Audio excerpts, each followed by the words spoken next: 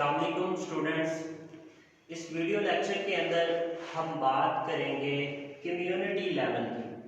Last video के अंदर हमने बात की थी पॉपुलेशन लेवल की। हमने कहा था कि जो सेम स्पीशीज से बिलोंग करने वाले ऑर्गेनिजम्स का ग्रुप जो एक ही जगह पर एक ही टाइम में मौजूद हो वो हमारे पास पॉपुलेशन कहलाता है। अब जब डिफरेंट पॉपुलेशंस मिलती हैं, सैम्पलिंग ऑफ डिफरेंट पॉपुलेशन जो होती है, जब डिफरेंट पॉपुलेशंस आपस में जुड़ती हैं तो वो कम्युनिटी बनाती हैं। तो मैं कहता हूँ कम्युनिटी क्या है? कम्युनिटी भी ग्रुप ऑफ ऑर्गेनिज्म है। कम्युनिटी भी क्या है?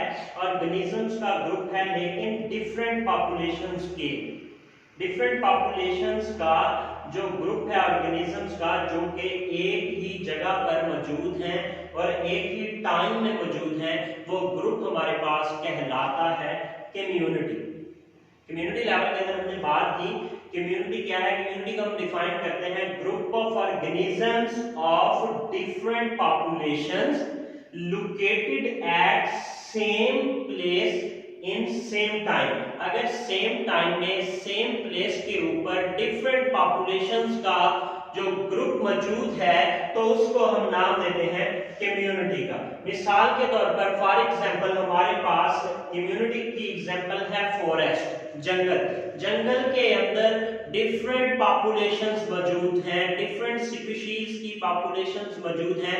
वो हमारे पास अगर हम देखें फॉरेस्ट के अंदर कौन कौन सी पॉपुलेशन हो सकती हैं, कौन कौन सी डिफरेंट स्पीशीज हो सकती हैं, वो हमारे पास वहाँ पे प्लांट्स भी होते हैं, फंजाई भी मौजूद होते हैं, एनिमल्स भी होते हैं, माइक्रो ऑर्गेनिजम्स भी पाए जाते हैं। तो अगर हम इस फॉरेस्ट को देखें तो फॉरेस्ट के अंदर डिफरेंट जो है वो स्पीशीज की पॉपुलेशंस मौजूद हैं। तो इनके ग्रुप को हम क्या नाम देंगे? इनके ग्रुप को हम कम्युनिटी का नाम देंगे। तो हमें पता चला जब डिफरेंट पॉपुलेशंस आपस में मिलती हैं तो उनका जो ग्रुप बनता है, अगर वो सेम जगह पर सेम टाइम में मौजूद हैं तो उसको हम कम्युनिटी का नाम देते हैं। अब जो कम्युनिटी है ना, कम्युनिटी कलेक्शन ऑफ ऑर्गेनिजम्स होती है। इसके अंदर बहुत सारे ऑर्गेनिजम्स की कलेक्शन होती है, बहुत सारी पॉपुलेशंस की कलेक्शन होती है। तो इसके अंदर एक पॉपुलेशन इंक्रीज भी कर सकती है और दूसरी डिक्रीज भी कर सकती है। फॉर एग्जांपल अगर हम फॉरेस्ट की बात करें, फॉरेस्ट के अंदर प्लांट्स हैं और एनिमल्स भी हैं। अब हो सकता है कि ये जो एनिमल्स हैं इन प्लांट्स के ऊपर फीड करते हो, ये जो एनिमल्स हैं इन प्लांट्स के ऊपर फीड करते हैं, इनको खुराक के तौर पर यूज करते हैं, इस्तेमाल करते हो। तो होगा क्या, ये जो एनिमल्स जब इन प्लांट्स को खाना शुरू कर देंगे तो ये जो हमारे पास पॉपुलेशन है प्लांट्स की, ये कम होना शुरू हो जाएगी, ये डिक्रीज होना शुरू हो जाएगी। और जो एनिमल्स हैं इनकी जो पॉपुलेशन है वो क्या हो रही होगी, वो इंक्रीज होना शुरू हो जाएगी या इंक्रीज हो जाएगी। तो इस तरह से community is a dynamic collection of organism. इसके अंदर एक पॉपुलेशन इंक्रीज कर सकती है, दूसरी पॉपुलेशन डिक्रीज भी कर सकती है। इस तरह हो सकता है कम्युनिटी के अंदर। अब ये जो कम्युनिटी होती है ना बेटा जी, कम्युनिटी दो तरह की होती है। एक कम्युनिटी होती है जिसे हम कॉम्प्लेक्स कम्युनिटी का नाम देते हैं, पेचीदा होती है, बहुत ज्यादा कॉम्प्लेक्स होती है। जबकि जो दूसरी टाइप की कम्युनिटी वो हमारे पास है सिंपल कम्युनिटी। तो हमें पता चल गया कम्युनिटी दो तरह की हो सकती है, कॉम्प्लेक्स कम्युनिटी और दूसरी सिंपल कम्युनिटी। अगर हम कॉम्प्लेक्स कम्युनिटी की एग्जांपल की बात करें तो हमारे पास जो कॉम्प्लेक्स कम्युनिटी है उसके अंदर फॉरेस्ट को अगर हम देखें तो फॉरेस्ट भी एग्जांपल है हमारे पास कॉम्प्लेक्स कम्युनिटी की।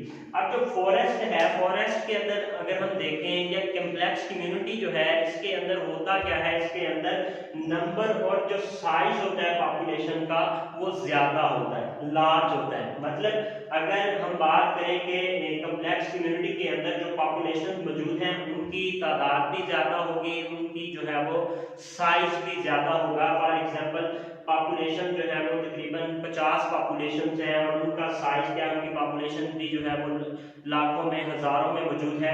तो कॉम्प्लेक्स कम्युनिटी ऐसी कम्युनिटी है जिसके अंदर नंबर और साइज जो है पॉपुलेशन का वो क्या होता है, लार्ज होता है।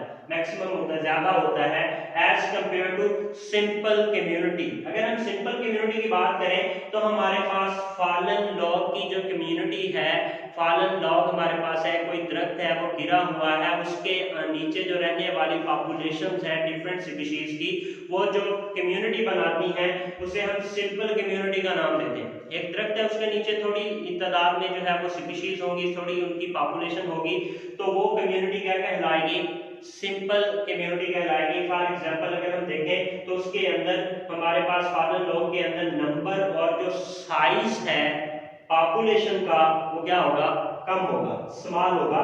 तो सिंपल कम्युनिटी के अंदर नंबर और साइज पॉपुलेशन का कम होता है अगर इस कम्युनिटी में इसके किसी भी बायोटिक या एबायोटिक फैक्टर के अंदर अगर कोई चेंज आता है, any change in biotic and abiotic factor, तो ये जो है इसके असरात बहुत भयानक हो सकते हैं, बहुत खतरनाक हो सकते हैं। तो जो सिंपल कम्युनिटी है बेटा जी, इसके अंदर नंबर और साइज कम होता है, पहले ही तादाद कम है, साइज भी कम है, तो थोड़ा बहुत अगर चेंज आता है बायोटिक और एबायोटिक फैक्टर्स के अंदर तो उसका असर जो है वो इसके ऊपर बहुत ज्यादा हो सकता है, बहुत जो है वो खतरनाक हो सकता है।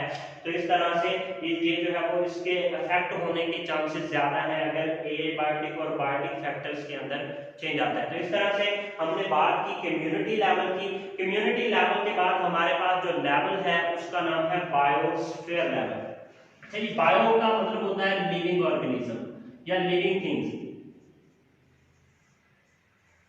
लिविंग थिंग्स जो के मौजूद हैं अर्थ के ऊपर, स्फीयर पार्ट ऑफ अर्थ जो है वो हमारे पास बायोस्फीयर के अंदर हम जो है वो देखते हैं कि जो अर्थ के ऊपर लिविंग ऑर्गेनिज्म मौजूद हैं वो क्या बनाते हैं? हमारे पास बायोस्फीयर बनाते हैं। तो biosphere is a part of earth inhibited by organism, by living organism या ऑर्गेनिजम्स ऑफ कम्युनिटीज। कम्युनिटीज के ऑर्गेनिज्म जमीन के जिस पोर्शन पे ऊपर रहते हैं, इनहिबिट करते हैं, उसको हम बायोस्फीयर का नाम देते हैं। तो बायो का मतलब living things, sphere mean earth, part of earth. तो वो वाला पार्ट ऑफ अर्थ जहां पे लिविंग थिंग्स प्रेजेंट हैं उसको हम बायोस्फीयर का नाम देते हैं। अच्छा जी, बायोस्फीयर जो है वो जितने भी इकोसिस्टम है वो सारे के सारे कॉन्स्टिट्यूट किससे कर रहे हैं? बायोस्फीयर कॉन्स्टिट्यूट कर रहा है, उनको बना रहा है। जितने भी इकोसिस्टम्स हैं उनको बायोस्फीयर बना रहा है। अब ये जो